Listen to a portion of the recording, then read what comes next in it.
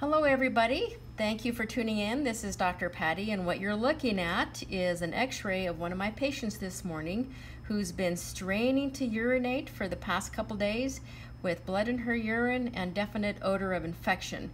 So what you're looking at is a side view x-ray. This is her backbone, this is her tail, these are her hips and her back legs and her ribs. And there's her colon right here, and here is her bladder, and you could actually grab onto that bladder and feel those. So this is a radiographic diagnosis of bladder stones. So I'm going to turn on the light here and pan over to the collection of stones that we removed from her today.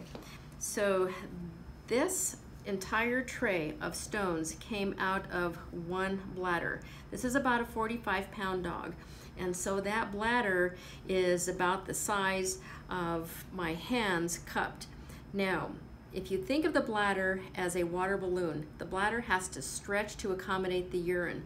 But if you have all of these stones gathered all together in that bladder, at some point, all you have room for are stones. And so that's in the history when you have a dog who is now dribbling her urine. She's squatting every few minutes and she's straining. That's because these bladder stones are occupying all of that space. Now there's two ways to get them out of the body. One is to remove them surgically, which we did this morning, and she's in recovery. She's doing very well, and the bladder is very forgiving. It heals very quickly. The other way is to put them on a stone dissolving diet. So you start off with a stone this size and you put them on a special diet for about 4 to 6 months, and you're trying to dissolve them to where they can urinate them out to about this size. The problem being is a female dog has a very short, very wide urethra, so she can probably pass a bladder stone with a little bit of effort about that size.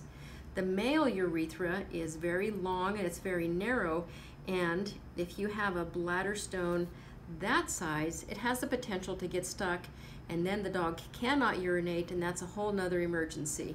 So very often it's just very quick to go in and retrieve all these. So how do these develop?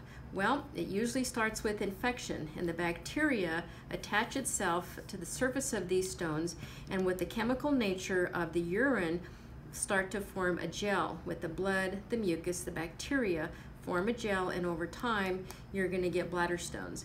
And as you can hear and you can feel, these are pretty heavy.